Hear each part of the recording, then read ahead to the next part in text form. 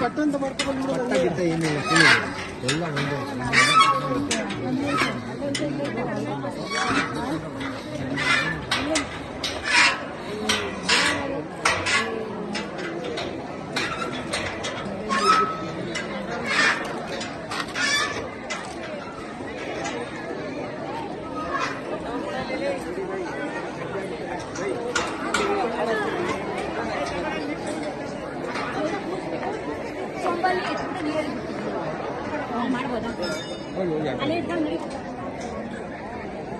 ಎಲ್ಲರೂ ಒಂದು ವಾಶ್ರೂಮ್ ಇಲ್ಲ ರೀ,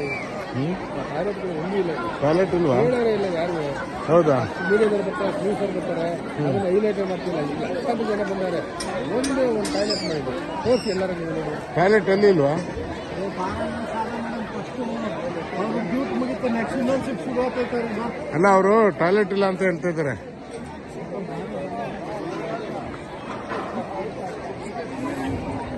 ಗೊತ್ತಾಯ್ತು ನಮ್ಗೆ ಗೊತ್ತಾಯ್ತು.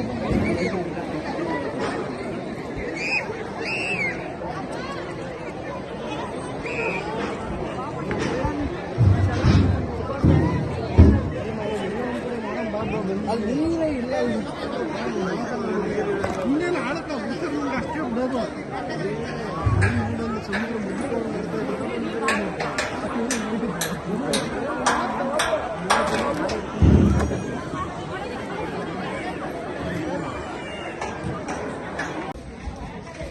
ಶ್ರೀ ಕೈಲಾಸೇಶ್ವರ ಮಹಾಸಂಸ್ಥಾನ, ಬೆಂಗಳೂರು ರಾಜರಾಜೇಶ್ವರಿ ನಗರ.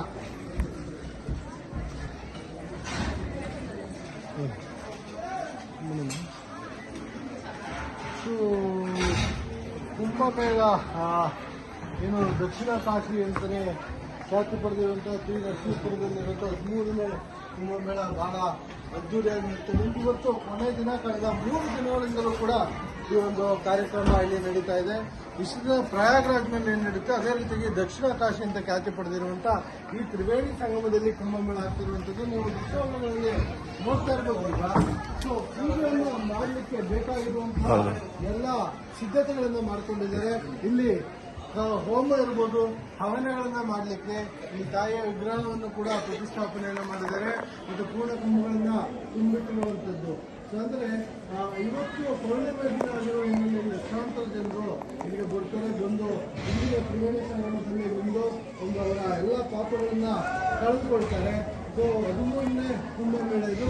ಲಕ್ಷಾಂತರ ಜನ ರಾಜ್ಯದ ಮೂಲೆ ಮೂಲೆಯಿಂದ ಕೂಡ ಬರ್ತಾ ಇರುವಂಥದ್ದು. ಅದಕ್ಕೆ ಬೇಕಾಗಿರುವಂಥ ಎಲ್ಲ ಸಿದ್ಧತೆಗಳನ್ನ ಜಿಲ್ಲಾಡಳಿತ ಮಾಡಿಕೊಂಡಿದೆ. ಸೂಕ್ತವಾದ ಭದ್ರತೆಯನ್ನು ಮಾಡಿಕೊಂಡಿರುವಂಥದ್ದು.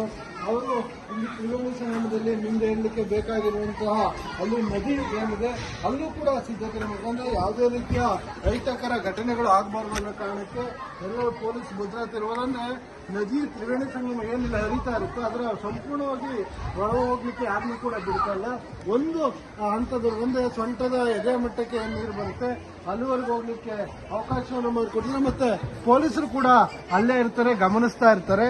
ಸೊ ಭಾರಿ ಭದ್ರತೆಯೊಂದಿಗೆ ಇವತ್ತಿನ ಕುಂಭಮೇಳ ಕಾರ್ಯಕ್ರಮ ಏನು ನಡೀತಾ ಇದೆ ಇದು ಅದ್ದೂರಿಯಾಗಿ ಸಂಜೆ ವೇಳೆಗೆ ತೆರೆ ಬೀಳುತ್ತೆ. ಇಲ್ಲಿಗೆ ಈಗಾಗಲೇ ರಾಜ್ಯದ ಬೇರೆ ಬೇರೆ ವಿದ್ವಾಂಸರುಗಳಿರ್ಬೋದು, ಮಠಮಾನ್ಯರು, ಸ್ವಾಮೀಜಿಗಳಿರ್ಬೋದು, ಎಲ್ಲರೂ ಕೂಡ ಬರ್ತಾರೆ. ಬರುವಂತ ಭಕ್ತಾದಿಗಳಿಗೆ ಇಲ್ಲಿ ಬೇಕಾಗಿರುವಂತಹ ಮಾಹಿತಿಯನ್ನು ಕೊಡಲಿಕ್ಕೆ ಧಾರ್ಮಿಕ ಕಾರ್ಯಕ್ರಮಗಳನ್ನು ಕೂಡ ಮಾಡಲಾಗುತ್ತೆ. ಅದಕ್ಕೆ ಎಲ್ಲಾ ರೀತಿಯ ಪೆಂಡಲ್ಗಳನ್ನು ಕೂಡ ಹಾಕೊಂಡಿರುವಂಥದ್ದು. ಮಹಾಗಣಪತಿ ಹೋಮ ಇರ್ಬೋದು, ರುದ್ರ ಹೋಮ, ವಿದ್ಯಾಹೋಮ, ಈಗ ಬೇರೆ ಬೇರೆ ಪೂಜೆಗಳನ್ನ ಮಾಡುವ ಮುಖಾಂತರ ಭಕ್ತಾದಿಗಳು ತಮ್ಮ ಪಾಪಗಳನ್ನು ಇಲ್ಲಿ ಕಳ್ಕೊಳ್ಳಿಕ್ಕೆ ಬರ್ತಾರೆ ಅಂತಾನೆ ಹೇಳ್ಬೋದು. ಹೆಚ್ಚಿನ ವಿಡಿಯೋಗಳಿಗೆ ಪ್ರತಿಧ್ವನಿ ಯೂಟ್ಯೂಬ್ ಚಾನೆಲ್ ಸಬ್ಸ್ಕ್ರೈಬ್ ಮಾಡಿ, ಬೆಲ್ ಐಕಾನ್ ಕ್ಲಿಕ್ ಮಾಡಿ.